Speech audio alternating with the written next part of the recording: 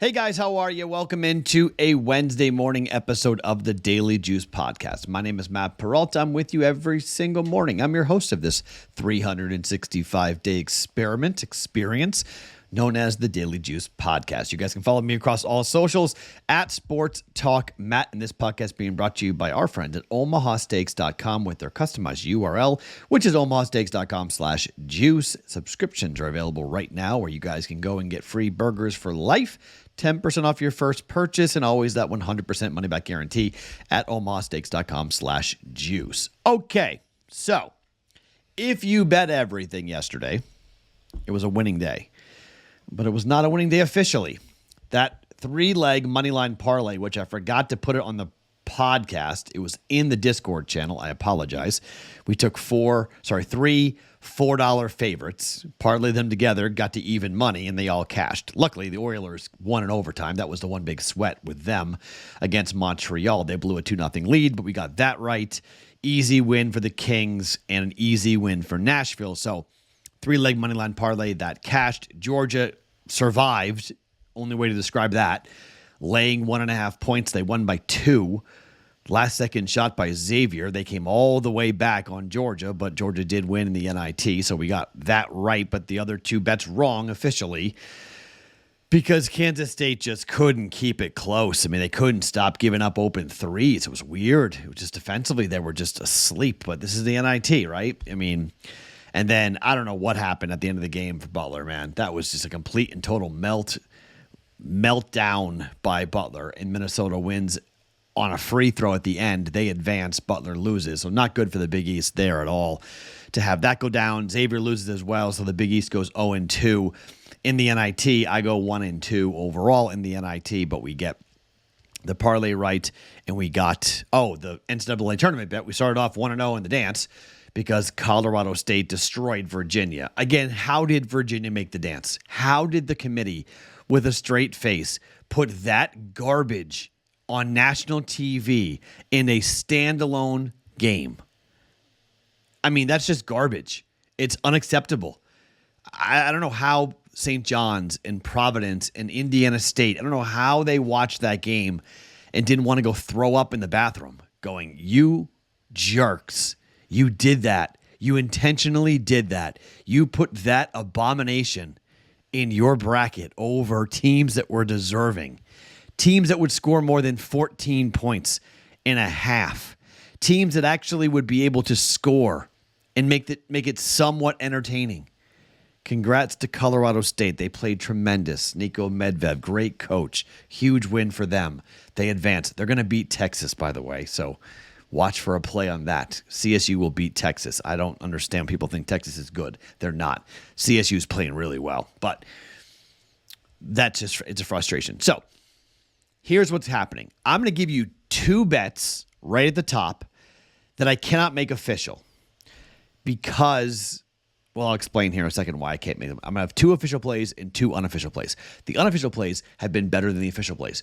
One bet, there's no way all of you are going to be able to play it. Why? It starts in a grand total of 5 hours from right now. It's baseball, okay? Dodgers-Padres, our first baseball bet of the year. The other one is a minus 195 bet, which I would never in a million years come on here and recommend a minus 195 bet, okay? Says if it goes down, you lose 2 units on it, okay? But I'm going to tell you about it. You can do what you want with it. So be it, right? 2 official plays, one in the NIT and one in the NBA that I'm going to give you here in just 1 second. But before we do anything, I have to tell you about our friends at, the bet. I don't know what happened to that. Where did that go? That got erased. That's too bad. Hold on. I'll have to do that on the fly. I'll have to be able to put that picture up quickly for us to be able to do that. Luckily, I can do that fast. If you guys listening on audio, you have no idea what I am doing at the moment, but I am correcting this really fast so we can get our graphic up in a proper space for you guys. I apologize for that, but let's put that up. And there it is, the bracket optimizer from BettingPros. I apologize for that not being ready to go here. It got deleted for some ridiculous reason, but let me tell you about our bracket optimizer going on right now. Help you win and build a winning bracket in seconds. Optimize your bracket using trusted sources like KenPom, BPI, and the most accurate bracket experts tracked by BettingPros. Lock in your top picks and let us optimize the rest of your bracket based on advanced stats, history, odds, and more.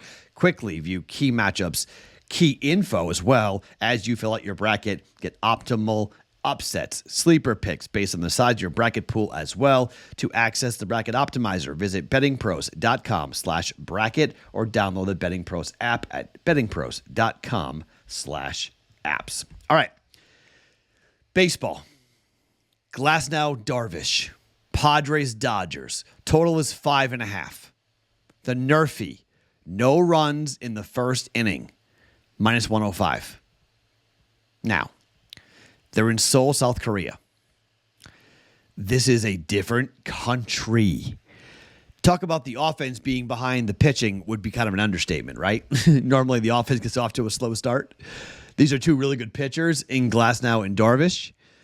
And the books are telling us that they're not expecting a whole lot of offense in this game because, well, the total is 5.5.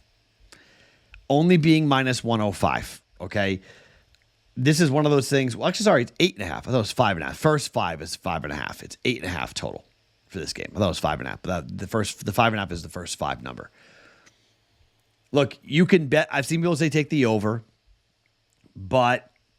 and I get it. Keeping this Dodgers offense down is going to be difficult to do, but it's just a personal play. Okay, I want to wake up to a green check mark. Glasnow, Darvish, 3 outs apiece. That's all you need. 3 outs apiece in the first inning, first outing, foreign country. Who knows what this backdrop? It's a 6 a.m. start time on the East Coast, okay? 3 a.m. on the West Coast. I'm not making this official because there's no way all of you guys get there, but I am making a personal play on it. Nerfy, no run in the first inning. Dodgers and the Padres. This might be the only time all year that I bet the Nerfy for the Dodgers. Okay, Dodgers offense is going to be stacked, crazy. You need 3 outs right at the top. Not going to be easy to do here, but I believe the Dodgers are the road team here, so they will bat first, and you'll get Shohei Ohtani up in the first inning. Need to get him out. Might be the only time you get him out. Need to get him out, but Glasnow going now for the Dodgers in his debut. Opening day, technically for Major League Baseball. Nerfy, under. One run, no run in the first inning for Dodgers and the Padres here for -105. It's slight juice, okay? You can bet 1 run to score at FanDuel. That's +300. You can bet 2 or more runs. I think that's +400 at FanDuel. You can shop around and find that price, but pretty much the no is -105 everywhere, okay? So, I forgot. I'll give you another NCAA tournament bet as well. We had Houston -15 in the first half. I'll give you another one coming up here in just 1 second. But let's talk about the other bet I'm going to make personally.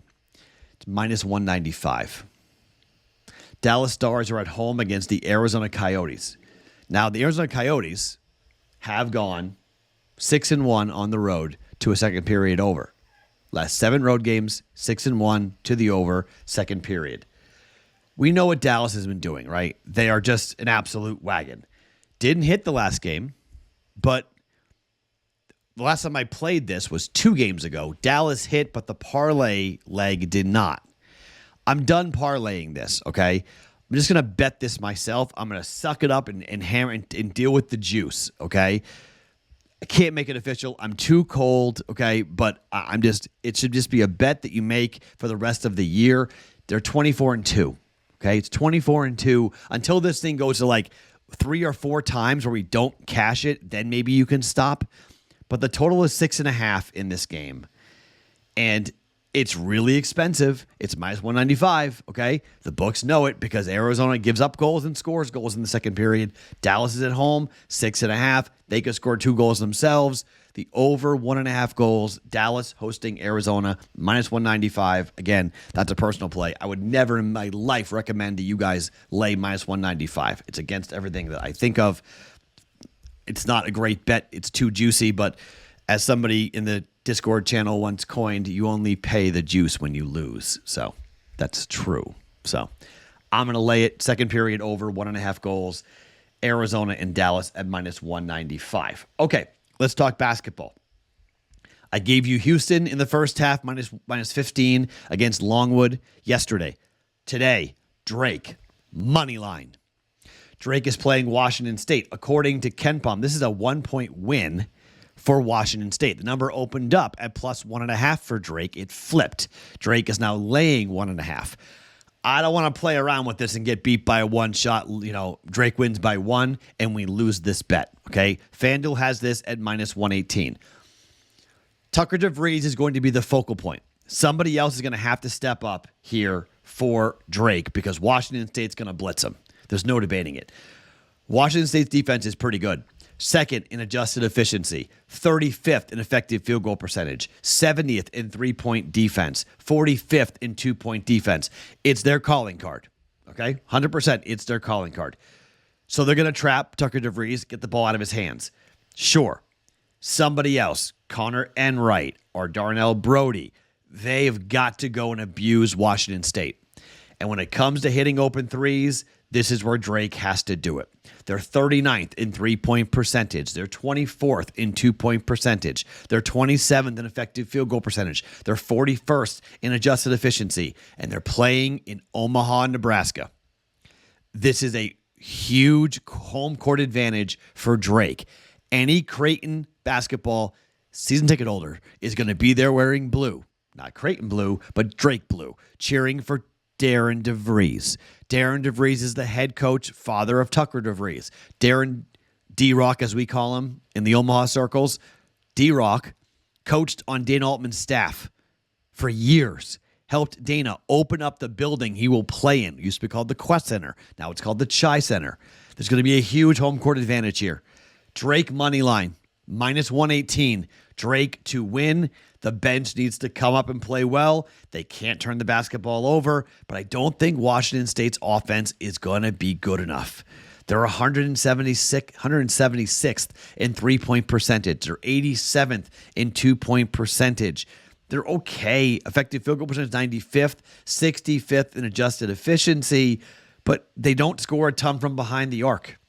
Just 25% of their points come from behind the three-point line. And that's the one thing that Drake, is pretty good at guarding. They're not great at guarding the two. But if Drake is hitting threes and Washington State is scoring twos, Drake wins. Home court advantage for Drake in this game. I think it goes a long way for Drake. I think Drake's going to play Iowa State for the chance to go to the Sweet 16. Drake money line, minus 118 against Washington State for 1.18 units. Okay, that game gets played on Thursday.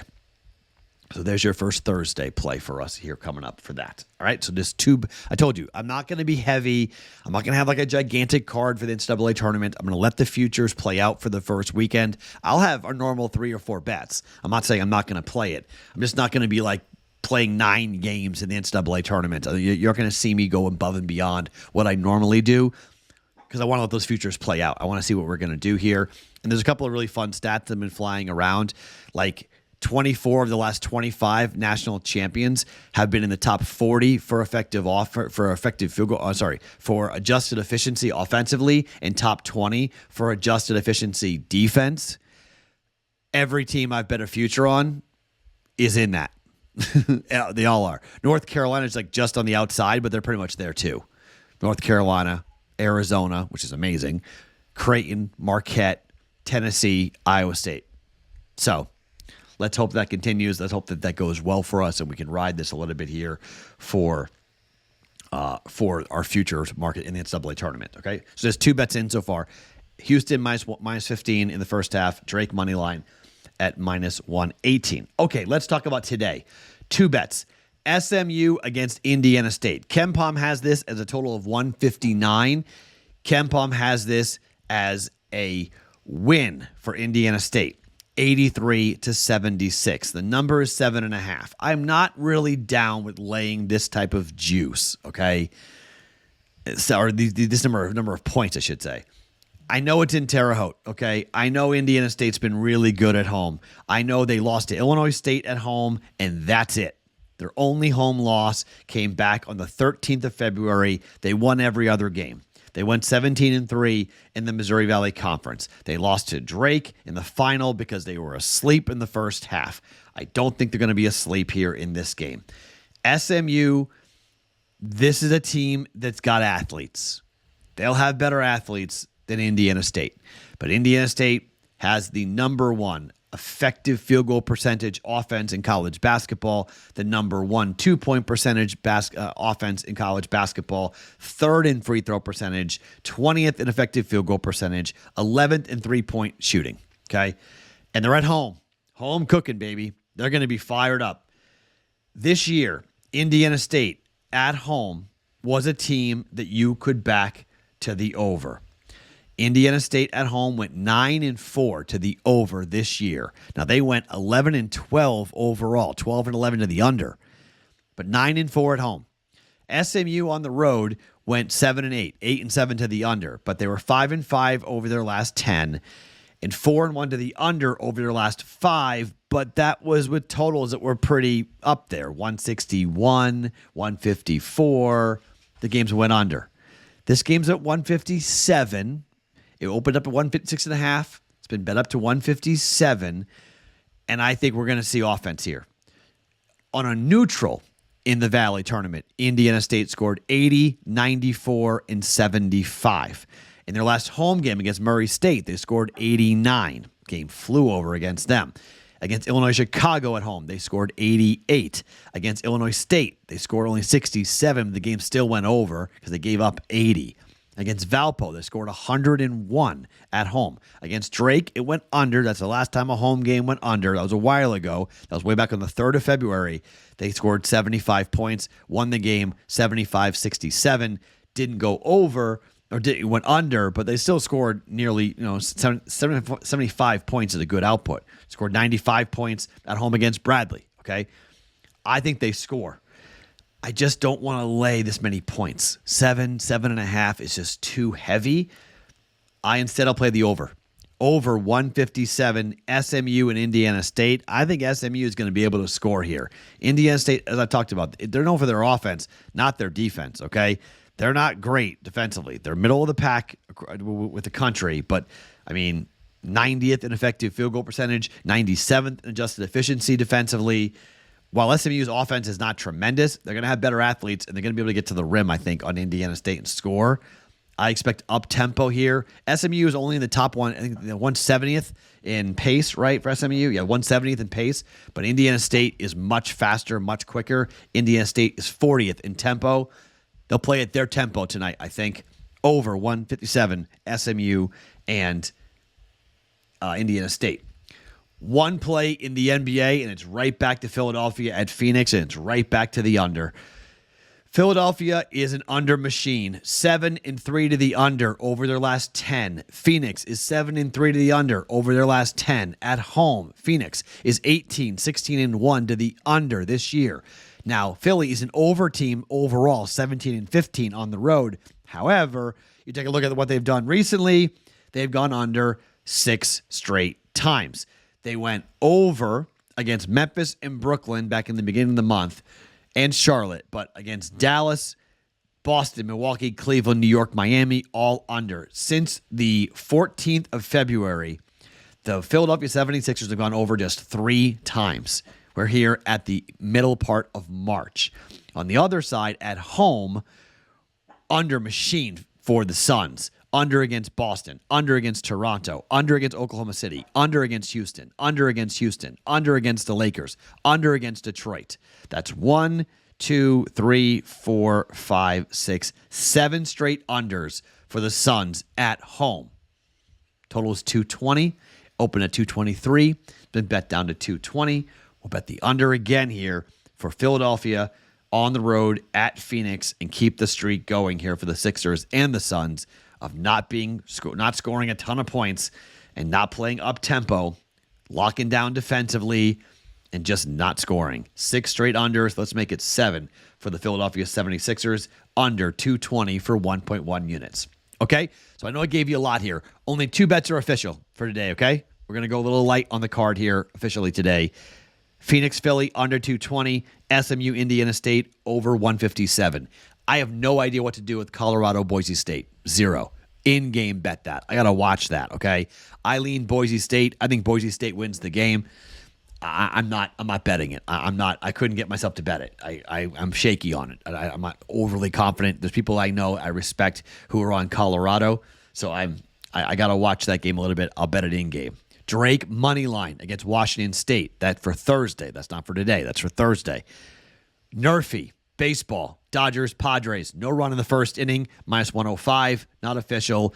Over 1.5 goals. Second period. Dallas, Arizona. Again, not official. You can play it if you want. I'm playing it, but I'd never recommend those plays. One, most of you are going to wake up and go, oh, did he win? Yes or no? Oh, he lost. It would be par for the course, given how I've played recently and how I've been running. But then I'm never recommending -195. I don't care how hot I am. I'm never recommending -195. But parlaying the second period with something else I don't recommend it. I'm making it more difficult for myself. I want to see shots go in. I don't want to make it more tough. 24-2 over the last 26 games for the Dallas Stars. Second period over 1.5 goals. Going to come in and fire on it again. But officially, it's over 157, SMU, Indiana State, under 220, Phoenix and Philly, under 220 for 1.1 units. My name is Matt Perrault. Follow me across all socials at Sports Talk Matt every morning. The Daily Juice Podcast, always being brought to you by OmahaSteaks.com.